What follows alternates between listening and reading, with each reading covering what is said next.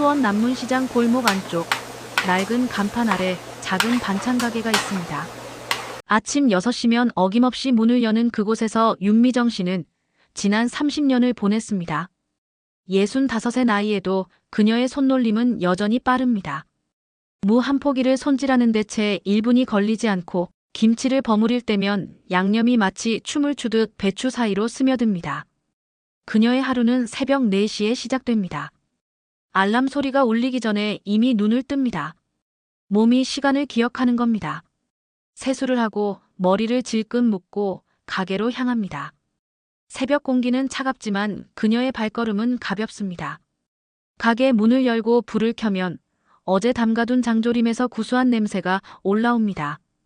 그 냄새를 맡으며 하루를 시작하는 게 그녀의 일상이었습니다. 미정 씨의 가게는 특별했습니다. 맛도 맛이지만 사람들이 찾는 이유는 따로 있었습니다. 그녀는 늘 넉넉하게 담아줬습니다. 할머니 손님이 오면 한 숟가락 더 얹어주고 젊은 엄마가 아이 손을 잡고 오면 밑반찬 하나를 덤으로 싸줬습니다. 저녁이면 남은 반찬을 버리는 법이 없었습니다. 옆 가게 아주머니에게, 시장 입구 노숙자에게, 퇴근길 아는 얼굴에게 나눠줬습니다.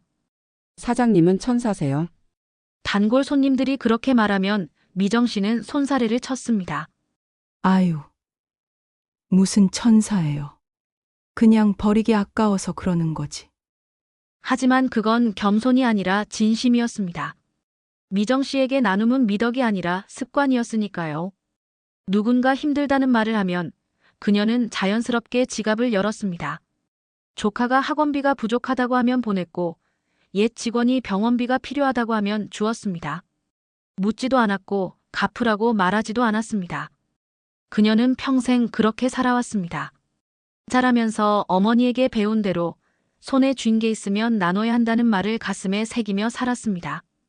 가난했던 시절 동네 아주머니가 쌀 한 되를 나눠줬던 기억이 선명했습니다. 그 쌀로 끓인 죽 한 그릇이 얼마나 따뜻했는지 그 온기를 평생 잊지 못했습니다. 그래서 그녀도 누군가에게 그런 온기가 되고 싶었습니다. 결혼하고 아이 셋을 키우면서도 마찬가지였습니다.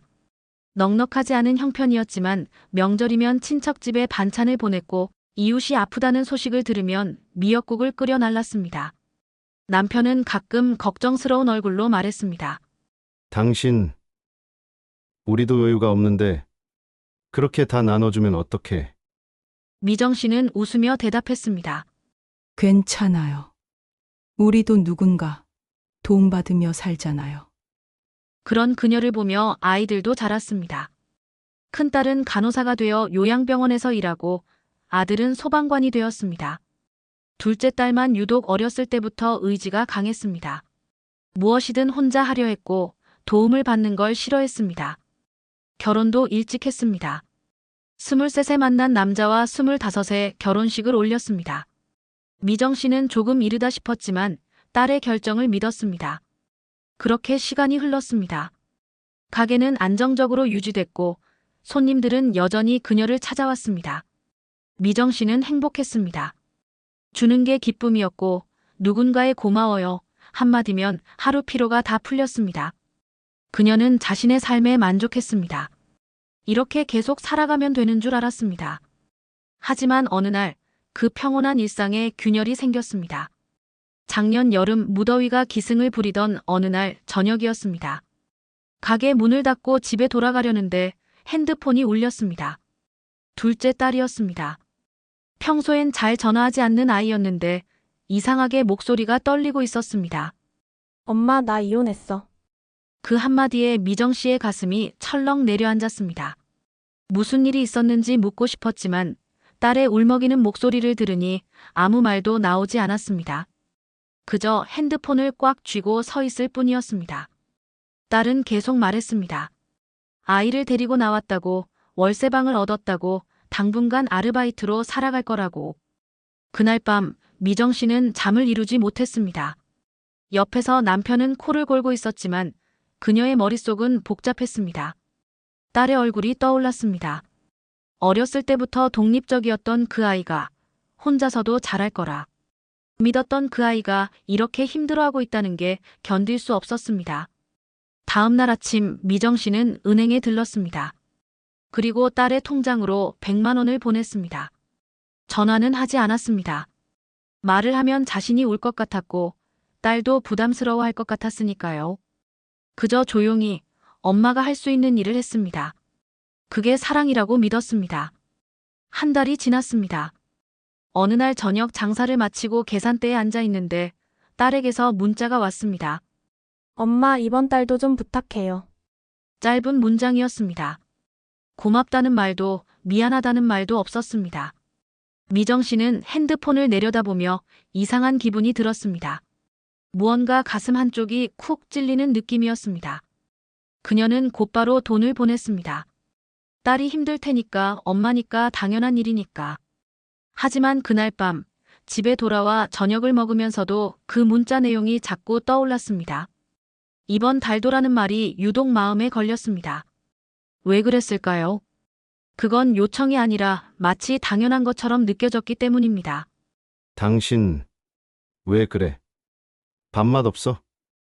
남편이 물었습니다. 아니, 괜찮아요. 미정 씨는 고개를 저었습니다. 하지만 괜찮지 않았습니다.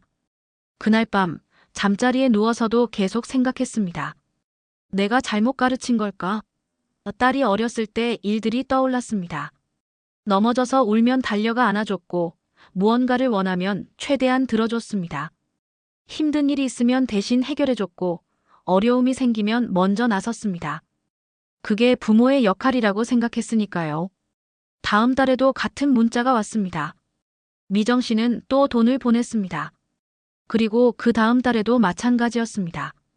어느새 반년이 지났습니다.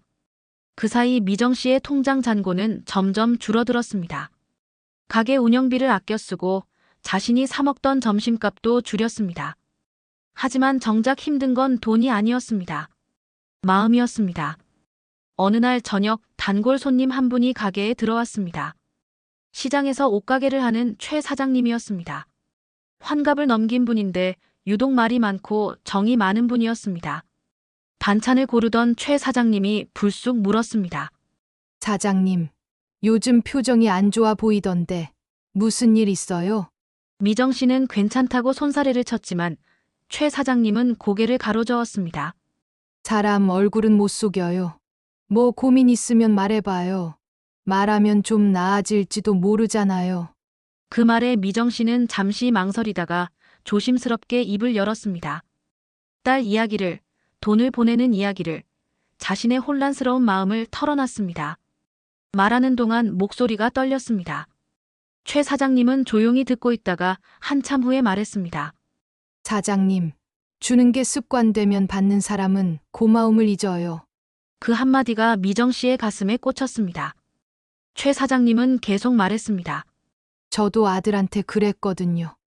힘들다고 할 때마다 도와줬어요. 근데 나중엔 제가 힘들 때 아들은 모르더라고요. 당연하게 생각하는 거예요. 그게 더 마음 아팠어요. 미정 씨는 아무 말도 하지 못했습니다. 최 사장님은 반찬을 계산하며 덧붙였습니다. 사장님은 착한 사람이에요. 근데 착하기만 하면 안 돼요. 때로는 단호해야 상대방도 배우는 게 있어요. 그날 밤 미정 씨는 가게 문을 닫고 혼자 오래 앉아 있었습니다. 불을 끄지 않은 채 텅 빈 가게에서 그저 생각에 잠겼습니다. 최 사장님의 말이 머릿속을 맴돌았습니다. 주는 게 습관되면 받는 사람은 고마움을 잊어요. 정말 그런 걸까요? 자신은 딸을 위한다고 생각했는데 혹시 딸에게 더 나쁜 영향을 주고 있는 건 아닐까요? 집으로 돌아가는 길, 그녀는 거울 가게 앞에 멈춰 섰습니다. 쇼윈도에 비친 자신의 모습을 바라봤습니다. 65의 얼굴에는 주름이 깊게 패여 있었고 어깨는 구부정했습니다. 평생 누군가를 위해 살았던 사람의 얼굴이었습니다. 그녀는 그 얼굴을 보며 조용히 중얼거렸습니다. 이제는 나도 내 삶을 좀 지켜야지. 그 말이 입 밖으로 나오는 순간 왠지 눈물이 핑 돌았습니다. 슬퍼서가 아니라 뭔가 결심을 했기 때문이었습니다. 50년 넘게 살아온 방식을 바꾸겠다는 건 쉬운 일이 아니었습니다. 하지만 이대로는 안 된다는 걸 알았습니다.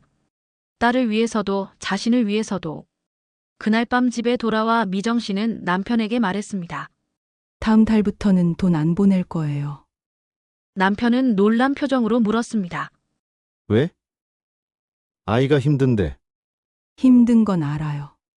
근데 내가 계속 도와주면 이 아이가 더 힘들어질 것 같아요. 남편은 아무 말하지 않았습니다. 그저 그녀의 손을 꽉 잡아줬을 뿐입니다. 그 온기가 고마웠습니다. 혼자가 아니라는 걸 느낄 수 있었으니까요. 한 달이 지났습니다. 예상대로 딸에게서 문자가 왔습니다. 엄마, 이번 달도 좀 부탁해요. 미정 씨는 핸드폰을 손에 쥐고 한참을 바라봤습니다. 손가락이 떨렸습니다. 그냥 보내고 싶었습니다. 딸이 힘들까봐, 자신을 원망할까봐 두려웠습니다. 하지만 그녀는 깊게 숨을 들이쉬고 전화를 걸었습니다. 여보세요, 엄마. 딸의 목소리가 들렸습니다. 미정 씨는 잠시 침묵하다가 조용히 말했습니다. 미안하다. 엄마도 요즘 여유가 없네. 전화기 너머로 딸의 당황한 숨소리가 들렸습니다. 한참의 침묵이 흘렀습니다. 미정 씨는 가슴이 미어지는 것 같았습니다. 딸이 뭐라고 말할까, 서운해할까, 혹시 화를 낼까 온갖 생각이 스쳤습니다. 하지만 딸의 대답은 의외였습니다. 알았어요, 엄마. 나도 이제 해볼게요. 그게 전부였습니다. 원망도 불만도 없었습니다. 그저 담담한 목소리였습니다. 전화를 끊고 미정 씨는 한참을 그 자리에 서 있었습니다. 안도감과 죄책감이 뒤섞여 복잡한 감정이 밀려왔습니다. 괜찮은 걸까? 자신이 한 선택이 옳은 걸까? 확신할 수 없었습니다. 그날 밤 잠을 설쳤습니다. 딸의 얼굴이 계속 떠올랐습니다. 어릴 적 무릎을 다쳐 울던 모습, 중학교 때 친구 문제로 힘들어하던 모습, 결혼식 날 환하게 웃던 모습, 그 모든 순간들이 파노라마처럼 지나갔습니다. 과연 자신이 제대로 하고 있는 걸까? 의문이 꼬리를 물었습니다. 며칠이 지났습니다. 딸에게서 연락이 없었습니다. 미정 씨는 불안했습니다. 혹시 너무 힘든 건 아닐까? 자신을 원망하는 건 아닐까? 가게 일을 하면서도 자꾸 핸드폰을 확인했습니다. 하지만 아무 연락이 없었습니다. 한 달이 지났습니다. 어느 날 저녁 가게 문을 닫으려는데 딸에게서 전화가 왔습니다. 미정 씨는 긴장한 채 전화를 받았습니다. 엄마. 딸의 목소리는 밝았습니다. 응. 그래. 어떻게 지내니? 엄마, 나 새 일자리 구했어요. 카페 정직원으로 들어갔어요. 미정 씨는 가슴이 뭉클했습니다. 딸은 계속 말했습니다. 처음엔 막막했다고, 어떻게 해야 할지 몰랐다고. 하지만 이것저것 알아보고 면접을 보러 다녔다고. 그리고 마침내 좋은 곳에 취직했다고. 목소리에는 자부심이 묻어났습니다. 엄마, 고마워요. 뭐가 고마워. 엄마는 아무것도 안 했는데. 아니에요. 엄마가 안 도와줘서 고마워요. 덕분에 내가 할 수 있다는 걸 알았어요. 그 말을 듣는 순간 미정 씨의 눈에서 눈물이 흘러내렸습니다. 기쁨의 눈물이었습니다. 자신의 선택이 틀리지 않았다는 안도의 눈물이었습니다. 전화를 끊고 그녀는 한참을 울었습니다. 평생 참아왔던 감정들이 한꺼번에 터져 나오는 것 같았습니다. 그 후로 딸은 조금씩 자리를 잡아갔습니다. 카페 일에 익숙해지고 아이도 어린이집에 잘 적응했습니다.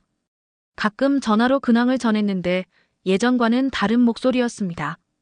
더 단단하고 더 자신감 있는 목소리였습니다. 미정 씨는 그 변화를 느끼며 조용히 미소 지었습니다. 어느 날 딸이 아이를 데리고 가게에 찾아왔습니다. 오랜만에 보는 손주 얼굴에 미정 씨는 반가워서 눈물이 날 뻔했습니다. 딸은 반찬을 사면서 말했습니다. 엄마, 이번엔 제가 살게요. 아니야. 그냥 가져가. 안 돼요. 이젠 제가 벌잖아요. 딸은 웃으며 카드를 내밀었습니다. 미정 씨는 그 카드를 받으며 가슴이 벅찼습니다. 이게 진짜 성장이구나 싶었습니다. 주고받는 관계가 아니라 서로 존중하는 관계. 그게 건강한 사랑이라는 걸 깨달았습니다. 요즘 미정 씨는 여전히 반찬 가게를 운영합니다. 새벽 4시에 일어나고 김치를 버무리고 손님을 맞이합니다. 그리고 여전히 이웃에게 반찬을 나눠줍니다. 하지만 예전과는 다릅니다. 이제는 분별력이 생겼습니다. 정말 도움이 필요한 사람과 습관적으로 기대는 사람을 구분할 수 있게 됐습니다. 고마워할 줄 아는 사람에게는 기꺼이 베풀지만 당연하게 여기는 사람에게는 단호하게 거절합니다. 그게 서로를 위한 일이라는 걸 이제는 알기 때문입니다. 때로는 거절이 가장 따뜻한 사랑이라는 것도요. 자식들에게도 이제는 다르게 말합니다. 명절에 모이면 이렇게 이야기합니다. 너희들, 엄마는 너희를 믿는다. 이젠 너희가 너희 인생을 살아가야지. 그 말에는 섭섭함이 없습니다. 오히려 따뜻한 단호함이 담겨 있습니다. 아이들도 그 마음을 압니다. 그래서 더 이상 의존하지 않고 각자의 길을 걷습니다. 가끔 어려운 일이 생기면 조언을 구하지만 해결은 스스로 합니다. 미정 씨는 그런 모습을 보며 뿌듯해합니다. 어느 날 저녁 단골 손님 최 사장님이 또 가게에 들렀습니다. 반찬을 고르다가 미정 씨를 보며 말했습니다. 사장님, 요즘 표정이 좋아 보여요. 그래요? 그냥 평소처럼인데요. 아니에요. 전보다 훨씬 밝아졌어요. 뭔가 마음의 짐을 내려놓은 것 같아요. 미정 씨는 웃으며 고개를 끄덕였습니다. 맞는 말이었습니다. 평생 짊어졌던 무게를 내려놓으니 이제야 자신의 삶이 보였습니다. 누군가를 위해 살아온 시간도 소중했지만 이제는 자신을 위한 시간도 필요하다는 걸 알았습니다. 밤이 되어 가게 문을 닫고 미정 씨는 시장 골목을 천천히 걸어 나왔습니다. 가로등 불빛이 그녀의 그림자를 길게 느렸습니다. 예전에는 무겁게 느껴졌던 발걸음이 이제는 가볍습니다. 집으로 가는 길, 그녀는 혼잣말로 중얼거렸습니다. 이제야 알았네. 진짜 사랑은 주는 게 아니라 믿어주는 거였구나. 그 말이 밤 공기에 스며들었습니다. 주던 손을 거두었을 뿐인데 마음은 여전히 그 자리에 있었습니다. 아니, 오히려 더 깊어졌습니다.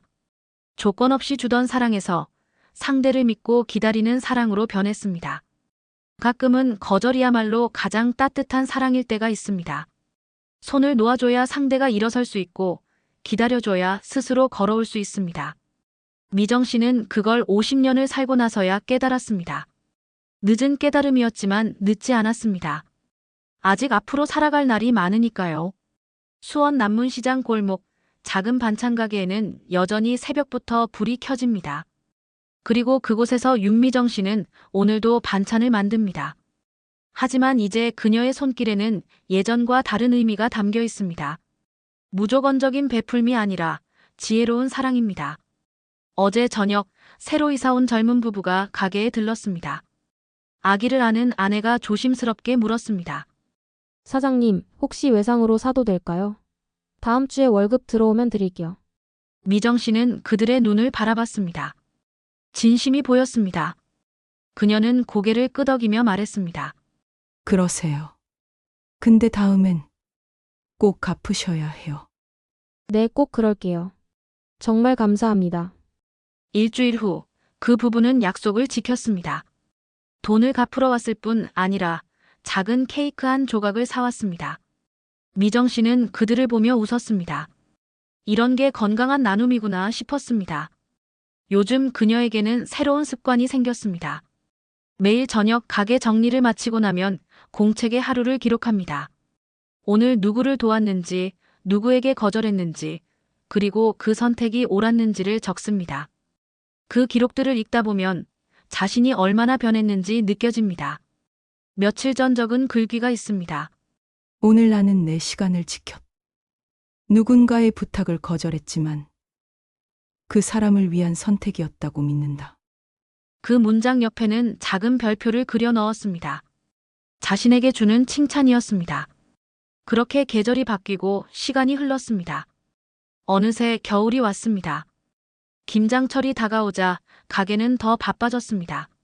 새벽부터 밤까지 배추를 절이고 양념을 만들고 김치를 담갔습니다. 힘든 일이었지만 미정 씨는 즐거웠습니다. 자신이 선택한 일이었고 자신이 사랑하는 일이었으니까요. 그러던 어느 날 큰딸이 가게로 찾아왔습니다. 손에는 커피 2잔을 들고 있었습니다. 엄마, 잠깐 쉬어요. 아이고, 우리 딸. 바쁜데 왜 왔어? 그냥 엄마 보고 싶어서요. 두 사람은 가게 앞 벤치에 앉아 커피를 마셨습니다. 한참 동안 아무 말 없이 앉아 있다가 큰딸이 조용히 말했습니다. 엄마, 동생 요즘 많이 달라졌죠? 응. 많이 컸더라. 엄마가 그렇게 만들어준 거예요. 예전 같았으면 동생은 계속 기댔을 거예요. 미정 씨는 아무 말도 하지 않았습니다. 큰딸은 계속 말했습니다. 엄마, 나도 배웠어요. 내 아이한테도 그렇게 할 거예요. 무조건 다 해주는 게 아니라 믿어주는 거요. 그 말을 듣는 순간 미정 씨는 자신이 한 선택이 헛되지 않았다는 걸 느꼈습니다. 자식들이 배웠다는 것, 그리고 그 배움을 또 다음 세대에 전할 거라는 것. 그게 가장 큰 유산이었습니다. 지금도 윤미정 씨는 수원 남문시장에서 반찬 가게를 운영합니다. 여전히 새벽 4시에 일어나고 손님들을 반갑게 맞이합니다. 하지만 이제 그녀는 압니다. 주는 게 사랑의 전부가 아니라는 것을. 때로는 손을 놓아주는 것, 기다려주는 것, 그리고 믿어주는 것이 더 큰 사랑이라는 것을. 가끔 누군가 사장님은 정말 천사세요라고 말하면 그녀는 이제 다르게 대답합니다. 아니에요. 저도 배우며 사는 사람이에요. 그 대답에는 겸손함과 동시에 자부심이 담겨 있습니다. 완벽하지 않지만 계속 배우며 성장하는 사람. 그게 바로 윤미정이니까요.